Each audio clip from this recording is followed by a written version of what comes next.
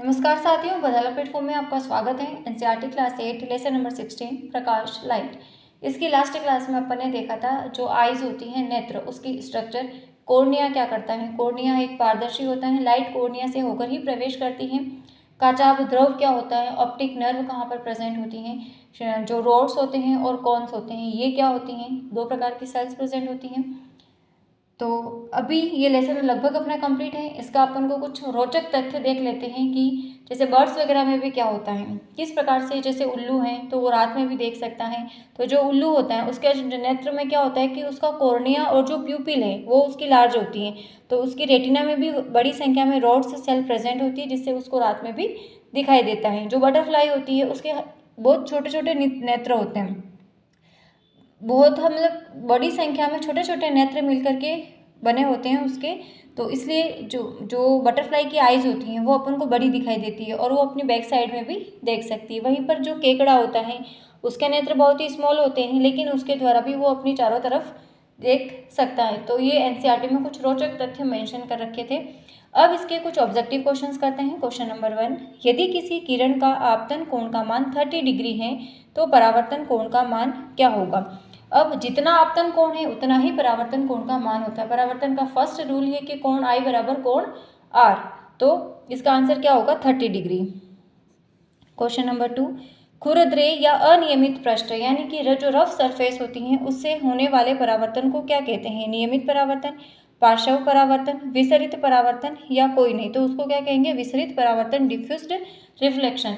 जबकि regular reflection किसको कहते हैं कि किसी स्मूथ सरफेस से होता है एक ही डायरेक्शन में, और डिफ्यूज्ड होता है विसरित, चारों दिशाओं में फैला हुआ होता है, तो उसको क्या कहते हैं? विसरित परावर्तन। क्वेश्चन नंबर 3, श्वेत प्रकाश में रंगों की संख्या होती है। श्वेत प्रकाश में कोई रंग नहीं होता है इसलिए वह श्वेत होता है।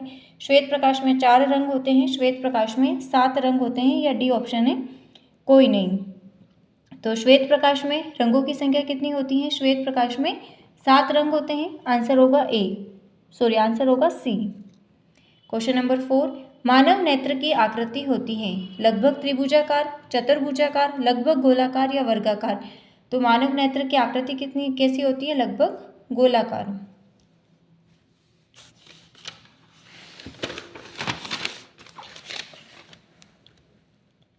क्वेश्चन नंबर 5, नेत्र के पारदर्शी अग्रभाग को क्या कहा जाता है? कॉर्निया, स्वच्छ मंडल, आइरिस, ए एंड बी। तो नेत्र का जो पारदर्शी भाग होता है उसको कहते हैं कॉर्निया और स्वच्छ मंडल।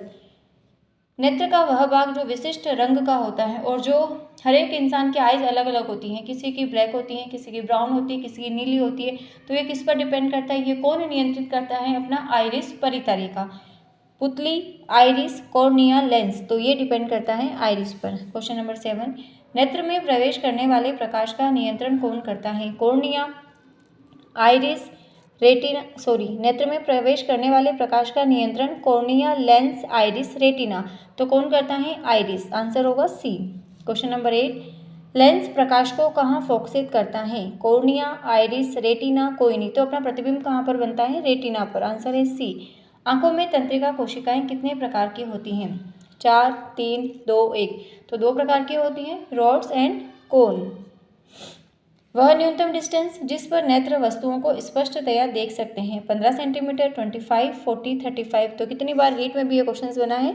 25 सेंटीमीटर न्यूनतम दूरी है जिस पर नेत्र वस्तुओं को क्लियरली विजिबल कर सकते हैं। क्वेश्चन नंबर 11, विटामिन ए की कमी से होने वाला रोग है? स्कर्वी, रतौंधी, पेरीबेरी, ऑस्टियोपोरोसिस। तो विटामिन ए की कमी से होता है। आंखों से संबंधित रोग है तो रतौंधी, ए की कमी से होता है रतौंधी। जबकि स्कर्वी होता है विटामिन सी की कमी से, इसमें मसूड़ों से खून होना वो वाली डिजीज होती है। बेरीबेरी विटामिन बी की कमी से होता है, और ऑस्टियोपोरोसिस जो होता है वो विटामिन डी की कमी से होता है।